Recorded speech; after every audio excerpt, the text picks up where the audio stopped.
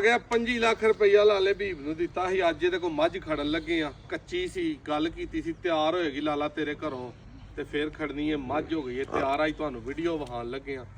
100 ਦੇ ਨਾਲ ਭਰਾ ਡੇਰੇ ਤੇ ਆਏ ਨੇ, ਹਜ਼ਾਰਾਂ ਦੇ ਨਾਲ ਮੈਸੇਜ ਆਏ ਨੇ, ਲੱਖਾਂ ਦੇ ਵਿੱਚ ਗੱਲਾਂ ਹੋਈਆਂ ਨੇ। ਕਈਆਂ ਆਖਿਆ ਲਈ ਨਹੀਂ, ਵੀਡੀਓ ਝੂਠ ਫਰਾੜ ਇਹ ਉਹ।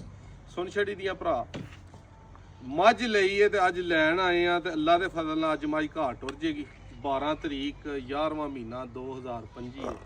ਮੱਝ ਦਾ ਇੱਕ ਵਾਰੀ ਸ਼ੌਕ ਕਰਿਓ। ਲਾਲਾ ਜੀ ਤੁਹਾਡੀ ਮਿਹਰਬਾਨੀ ਜਨਾਬ, ਮੱਝ ਤੁਸੀਂ ਦੇਤੀ ਹੈ।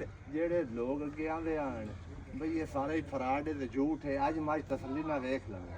ਅੱਛਾ, ਜੇ ਸਾਡੀ ਮੱਝ ਹੋਵੇ 25 ਲੱਖ ਵਾਲੀ ਤਾਂ ਮੰਨੇ ਨੇ, ਜੇ ਨਾ ਹੋਵੇ ਤਾਂ ਸਾਨੂੰ ਆਖਣ ਵੀ ਤੁਸੀਂ ਝੂਠੇ ਨੇ। ਇੱਕ ਹੋਰ ਗੱਲ ਏ, ਇਹ ਮੱਝ ਵੇਚਣ ਵਾਸਤੇ ਨਹੀਂ, ਕੋਈ ਭਰਾ ਨਾ ਖਰੀਦਣ ਲਈ ਰਾਬਤਾ ਕਰੇ।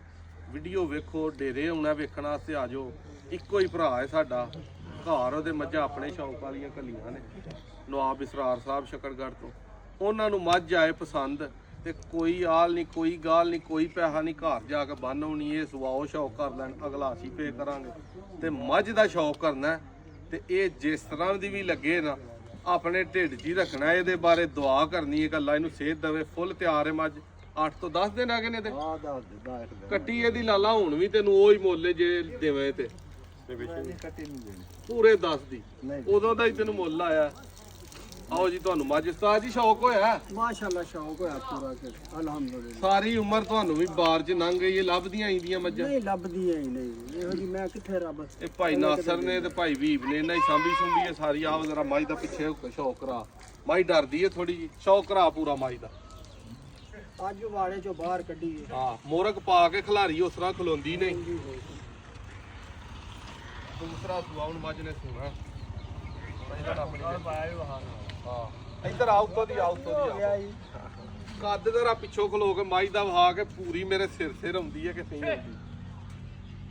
ਵਾਹ ਜੀ ਵਾਹ, ਅੱਜ ਹੀ ਸ਼ੌਕ ਪੂਰਾ ਹੋਇਆ। ਤੁਹਾਨੂੰ ਭਰਾਵਾਂ ਨੂੰ ਵੀ ਤਾਂ ਹੀ ਕਰਾਣ ਡੇ ਆ। ਫੁੱਲ ਤਿਆਰ ਹੈ ਹੁਣ ਮੱਝ। ਅੱਲਾ ਖੈਰ ਰੱਖੀ 8-10 ਦਿਨਾਂ ਦੇ ਵਿੱਚ ਮੱਝ ਸੂਪੇਗੀ ਤੇ ਅੱਲਾ ਕਰੇ ਮੱਝ ਕੱਟਾ ਦੇਵੇ, ਉਹਨੂੰ ਸਾਂਭੀਏ। ਡਰੀ ਖਲੋਤੀ ਹੈ ਮੱਝ ਮੋਰਕ ਪਾ ਕੇ ਮੇਰੇ ਨਾਲ ਜਿਹੜਾ ਨਾ ਉਹ ਬਣਨ ਕੀ ਲੱਗਾ। ਠੀਕ ਹੈ, ਬਾਕੀ ਜਿਹੜਾ ਉਹ ਲਿਆਓ ਇੱਕ ਵਾਰੀ ਕੈਮਰੇ ਦਾ, ਮੈਂ ਵੀ ਸ਼ੌਕ ਕਰਵਾ ਦਾਂ ਤੁਹਾਨੂੰ ਫੜ ਕੇ ਆਪ। ਦੂਜਿਆਂ ਉਦਾਂ ਸਾਰੀਆਂ ਦਾ ਕਰਵਾਈ ਦਾ।